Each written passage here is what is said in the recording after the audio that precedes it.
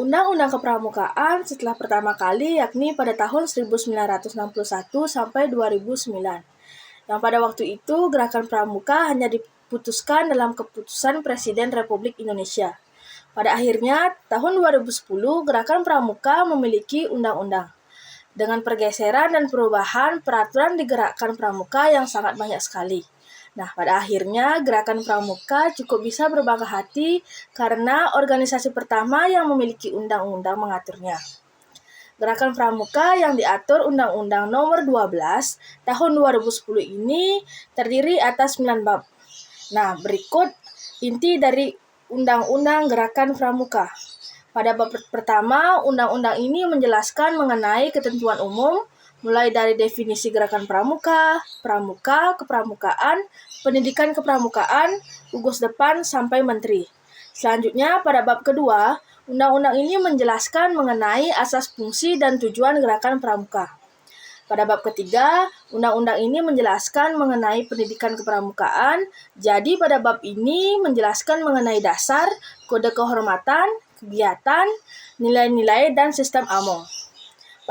Pada bab keempat, undang-undang ini menjelaskan mengenai kelembagaan, mulai dari umum, yakni bagian ke-1, pembentukan dan kepengurusan organisasi pada bagian kedua, Kuaran, Kuarcap, Kuarda, dan Kuarnas pada bagian ketiga, organisasi pendukung dan pada bagian keempat, majelis pembimbing bagian kelima, dan atribut pada bagian keenam.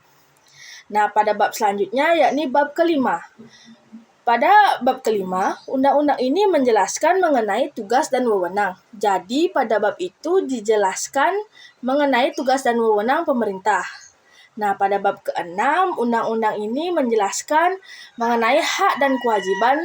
Di dalamnya dijelaskan mengenai hak kewajiban peserta didik, orang tua, serta masyarakat.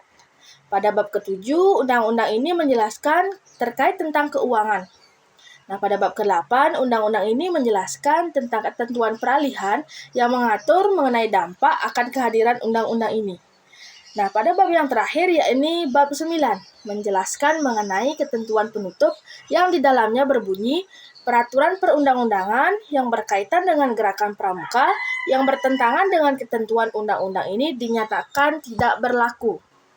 Nah, perlu kalian ketahui bahwa undang-undang ini disahkan di Jakarta pada 24 November 2010 yang ditandatangani oleh Dr. Haji Susilo Bambang Yudhoyono, yakni Presiden Republik Indonesia kita yang ke-6. Nah, selanjutnya kita akan membahas sejarah singkat mengenai anggaran dasar, anggaran rumah tangga gerakan pramuka.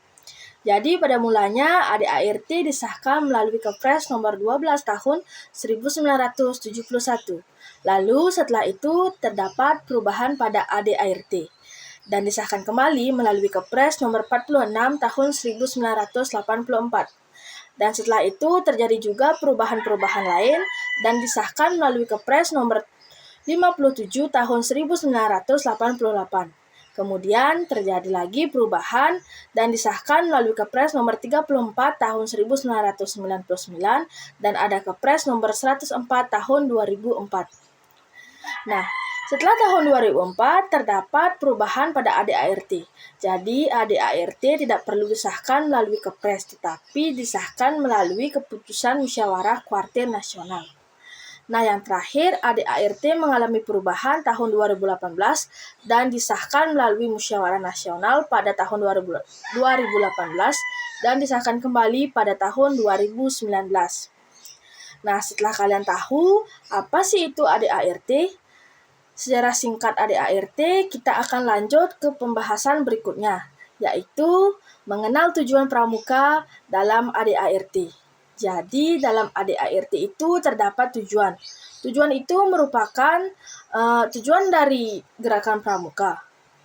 Kalian harus tahu apa saja sih tujuannya. Langsung saja kita masuk ke pembahasan berikutnya. Jadi tujuan gerakan pramuka dalam ADART itu yang pertama memiliki kepribadian yang beriman, bertakwa, berakhlak mulia, berjiwa patriotik, taat hukum, disiplin, menjunjung tinggi nilai-nilai luhur bangsa, berkecakapan hidup, sehat jasmani dan rohani.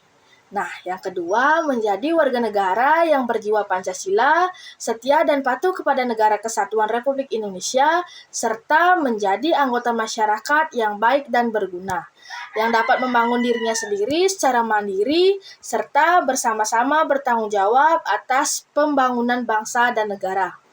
Yang terakhir, yaitu memiliki kepedulian terhadap sesama hidup dan alam lingkungan. Jadi kita sebagai pramuka dituntut untuk memiliki 3 hal tersebut.